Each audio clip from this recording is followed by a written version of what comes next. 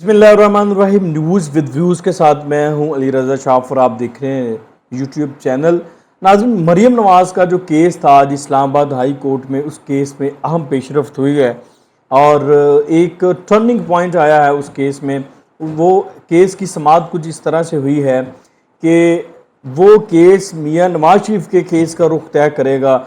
अब इस केस की जो इस वक्त समाअत हुई है, जो ये टर्निंग पॉइंट है, ये मियां नवाज शरीफ की जो केस है, मियां नवाज शरीफ साहब की जो सज़ाएं हैं, उनका फैसला ये केस कर सकता है। ये कैसे होगा? और नैब ने आज इस्लामाबाद हाई कोर्ट में अपनी जो शिकस्त है वो किस तरह से तस्लीम की, और मरीम नवाज का जो केस है वो किस तरह से लूज करती हुई नजर आ रही है, और आइंदा कितने दिनों में, कितने अरसे में जो है वो नैब इस केस में शिकस्त जो है वो उसको होती हुई नजर आएगी, या फिर मरीम नवाज साहिबा जो है वो बरी होंगी। और एक और चीज़ है कि जब केसेस सियासी बुनियादों पर बनते हैं, इंतकामी बुनियादों पर बनते हैं, तो उससे इंसाफ का भी मजाक उड़ता है, उससे पाकिस्तान के निज़ाम का मजाक भी उड़ता है, फिर वो केस परवान भी नहीं चढ़ते। तो बाद में बातें की जाती हैं अदलिया को, अदलिया के किरदार पर बातें होती हैं। तो ये बड़ा एक अहम चीज़ है, इसको हम डिस्कस करेंगे। इस सारे मामले को हम शुरू कर लेते हैं इस केस की समाअत से। जब समाअत शुरू हुई तो नैब के वकील हैं उस्मान चीमा। पहले तो मैं थोड़ा सा इसका बैकग्राउंड आपको बता दूं।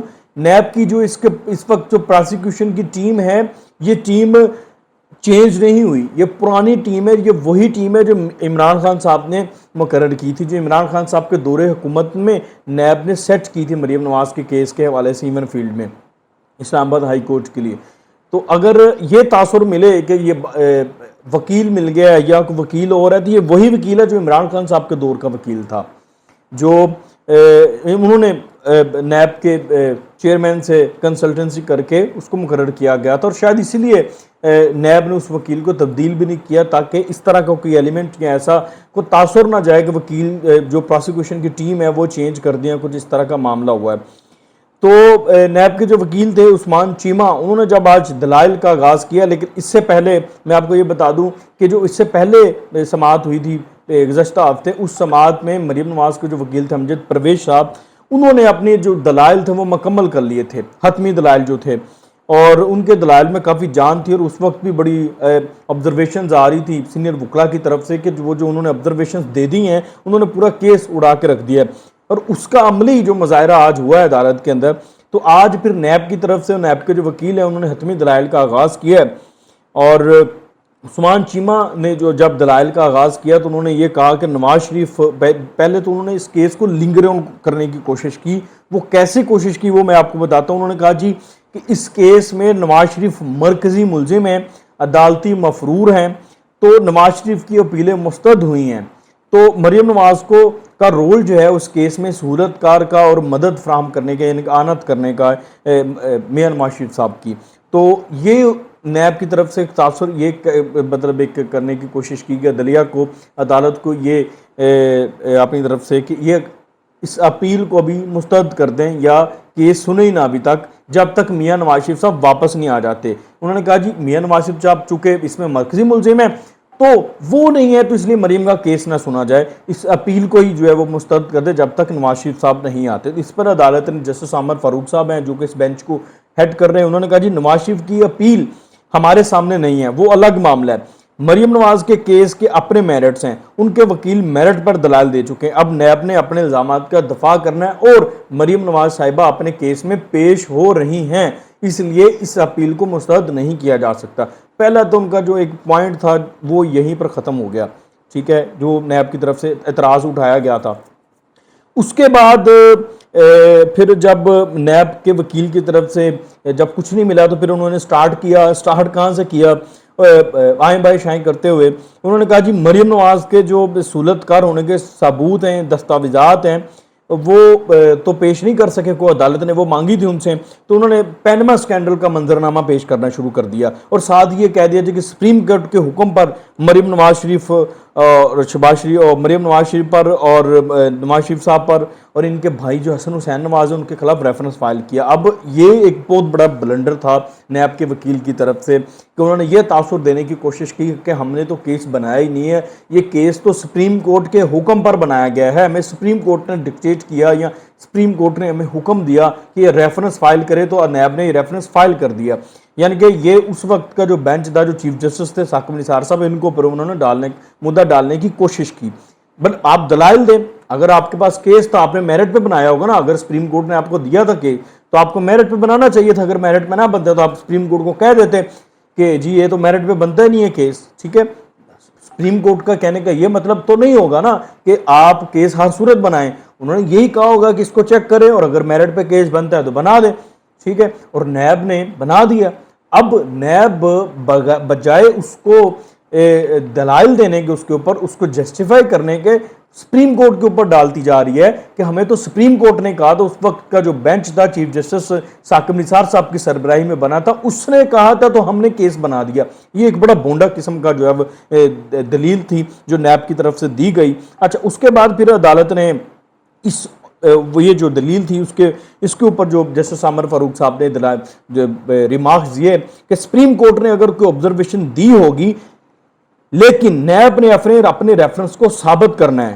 عدالت کی آبزرویشن ریفرنس کا فیصلہ نہیں ہوتا, میرٹ اور قانون پر ہونا چاہیے سب کچھ. اب یہ وہی بات جو میں ابھی کر رہا تھا, عدالت نے بھی وہی بات کی ہے کہ اگر کوئی آبزرویشنز دے دی ہے سپریم کورٹ نے, اس کا یہ مطلب تو نہیں آپ کیس بنائیں, کیس کے تو اپنے میرٹس ہیں تو آپ کو وہ ثابت کرنا ہے اس کیس کو. آبزرویشنز پہ تو کیس نہیں بنتے. عامر فاروق صاحب نے پھر خود پوچھا نیب سے کہ نیب یہ بتائے کہ مریم نواز کا 1994 اور 96 یعنی کہ 1994 اور 96 میں جو فلیٹس خریدے گئے, جو کیس بنایا گیا میاں نواز شریف صاحب پر, کردار ہے یا نہیں ہے. اگر کردار نہیں ہے بلکہ 2006 کا کردار ہے, 2006 میں جو معاملہ ہوا اس میں ہے, تو پھر اس کے دستاویزات فراہم کرے.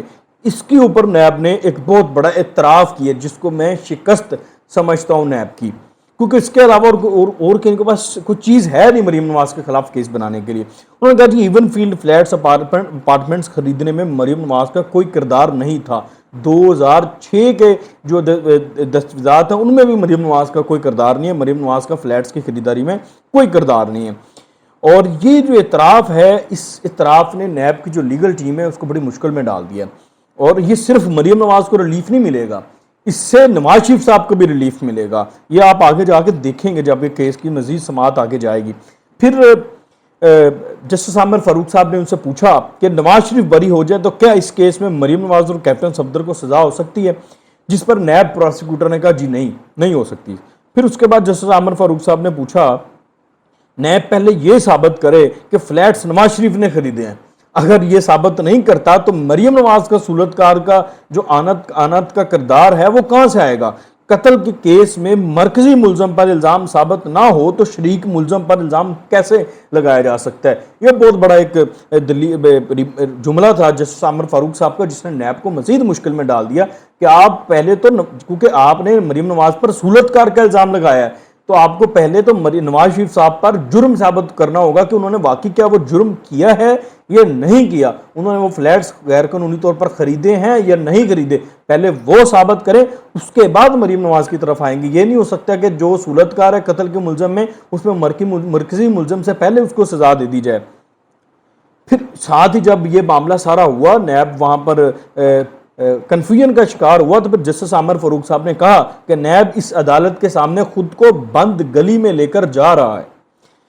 اس کے بعد عدالت نے یہ بھی پوچھا کہ مریم نواز پر چارج ہے کہ اس نے مس لیڈ کیا, یہ کس کو مس لیڈ کیا یہ آپ نے بتانا ہے, یہ انہوں نے نیب سے کہا. عدالت نے پھر یہ بھی کہا کہ مریم نواز پر جعلی ٹرسٹ ڈیڈ بنانے اور کیلبری فونڈ کا چارج ہے, کیا ایسے ہی ہے, یہ سوال انہوں نے پوچھا. اور ساتھ ان کو کہا یہ آپ نے ثابت کرنا. اور کیلبری فونڈ پر پہلے بھی 2-4 دفعہ نیب عدالت میں یہ مان چکی ہے کہ اس کیس میں کیلبری فونڈ جو ہوا ہے وہ معاملہ سارا غلط تھا, کیلبری فونڈ تھا اس وقت. اور یہ جو اس وقت ڈائریکشنز ہیں کیس کی یہ بہت سموتھلی چل رہی ہے اور مریم نواز کے حق میں چل رہی ہیں.